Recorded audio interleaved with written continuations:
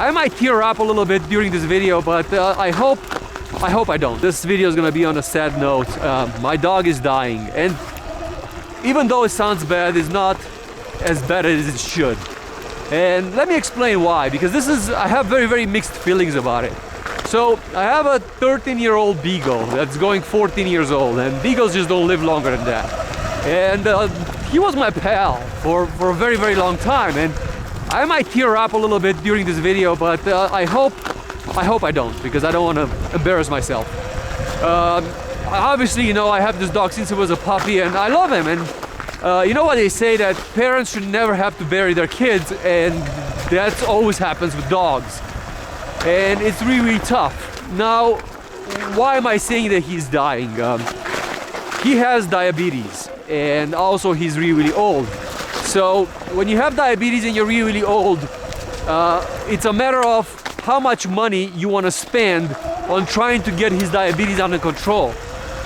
His diabetes, his blood sugar is in the 700s, and I went and spent $500 with the doctor and gave him a wireless sensor and put him on insulin. So I have a huge phobia for needles, and I have to learn how to give him shots, and he doesn't like them, and he cries, and it breaks my heart every day, twice a day, because he just doesn't like them. It hurts, and you know, it's really, really tough.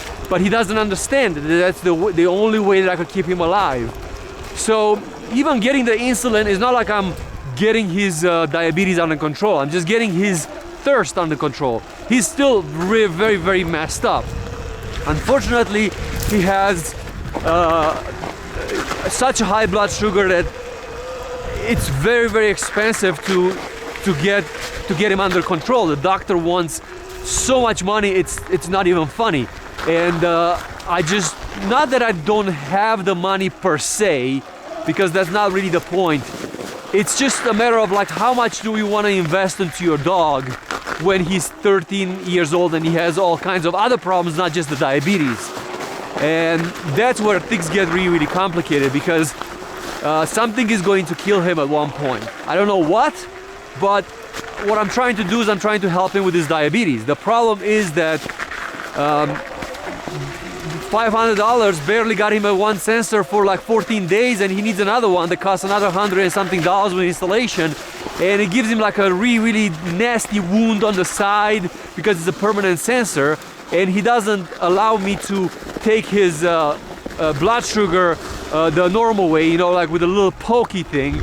So it's a lot of drama. Having a dog with diabetes is a lot of drama, and I cannot say it's not about the money, because for sure it's about the money. You know, if somebody will say, hey, give me your house so you could spend another 6 months with your dog extra, would you do it? You know, like, I give a couple of $100, but it's just only 6 months. It's hard to put a price on health, and that's the problem. And I'm really, really struggling with this because I don't know how much money I should spend and how much of myself gets consumed in this entire process with the insulin and all the drama that comes with it. It's really, really painful, and he's not in pain. He's still happy. He's still, you know, excited about things, but he's not himself. You know, like, without the insulin he dies, and he doesn't want to understand, and it just creates such a big stress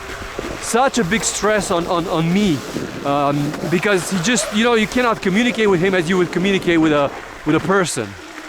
So it's quite tough. And also the good years are behind him, you know, like the years where he knew that I'm home and he's super excited to see me and he's happy to see me. Now he's blind in one eye, he's deaf, so he cannot hear. So I could eat an entire meal and he has no clue that I could walk into the house and he has no clue that I made it home. So it's really, really tough, but then he's in no pain, or at least not severe pain, to where he needs to be put down. So I'm trying to, like, you know, patch him up as good as I can, but then there is no quality, you know, like that quality that you get by having a dog and having fun having a dog. All that is gone, you know? So the good days are all gone. Now it's always left is the bad day. I mean, it's not in pain, but it's just, you know, like he's spaced out. He walks into poles and walls and stuff like that because he cannot see. So it's just such a tough thing for him, and not being able to get his diabetes under complete control. I mean, bring him under 200. He's still in the 400s, 500s, you know. That means that some kind of an organ is going to start failing on him at one point. And once that organ starts to fail, and something else is going to kill him. So this diabetes is a serious thing for him. It's very, very serious. And I don't know what to do. Yeah, not a lot of people have went through this, and I never thought I will have to, and I will never buy a dog, because even though I had so many fun years, this year's left right now are just not making it not worth it. Even though I had fun with him, the pain of seeing him fading away is just so much worse than anything else. So yeah, I really don't know what's gonna happen, how far and how long can I really go, as this trail is getting a little bit tough. I don't really see it anymore. But it's really, really tough for poor Rocky, and it's really, really tough on me, to be very honest with you.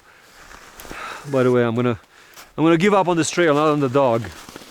So it's just too much snow on this trail. It's gonna be a very difficult part of my life. Also, because of him, I cannot travel, because he's dependent on insulin. I have to find somebody that can give him the insulin shots twice a day. If something happens with me, I have to make sure that he gets his insulin shots.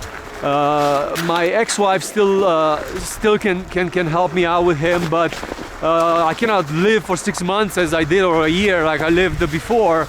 And you know, it just changes the way that I could do vacations, and I could do things. And I know that sounds selfish, you know, it's like you shouldn't think about yourself, you should think about a dog.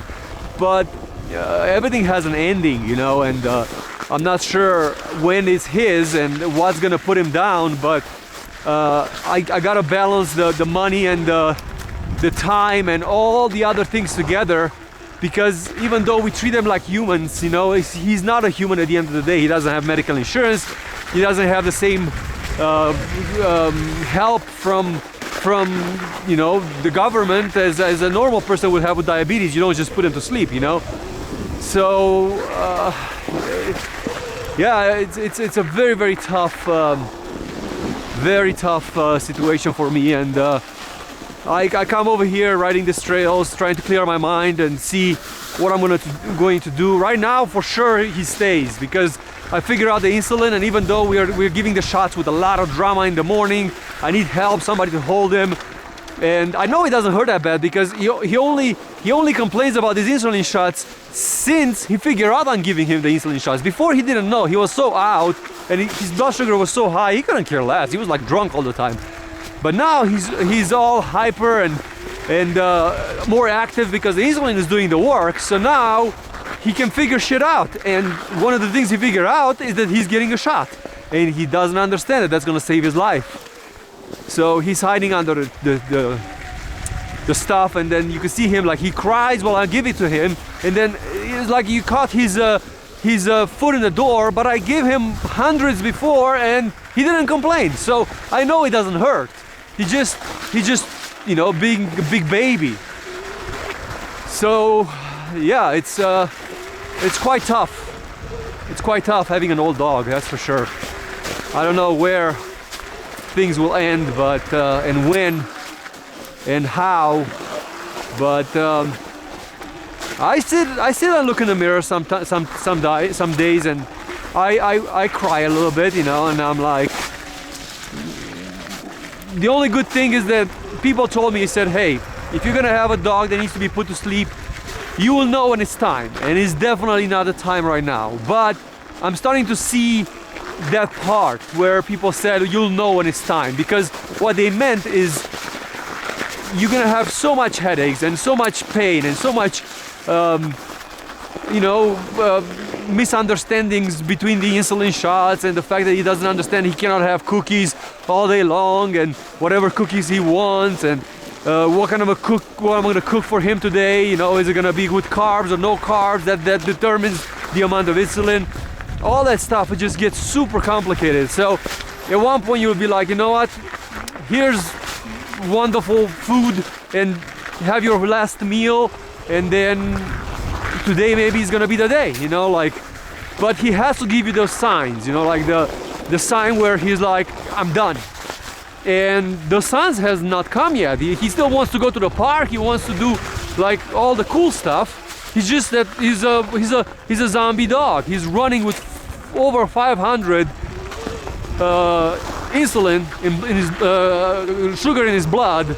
So he's like, his organs will fail. Something will blow up at that level. And I'm already giving him like 15 units of insulin, which is a lot for his size. And it barely makes a dent under the 500, and it goes back up and maxes out the sensors, and we're done. So right now we're flying blind because the sensors are like $100 and something, and you need to go to get an appointment with a vet to apply it. And if you want to apply it yourself, you have to shave him, and he cries when you put it on. So it's just, and it gives him this gashing wound over there because he keeps rolling on it and he keeps poking him in multiple places. It's terrible. It's terrible. So as I said, this video will be a little bit on the sadder note, but I hope you enjoyed it. And it is what it is. I gotta do what I gotta do, I guess. So thanks for watching, and yeah, let me know in the video comments if you went through this, and what's your experience, what is your best advice, because this is definitely totally new to me. Vegas RoManiac out.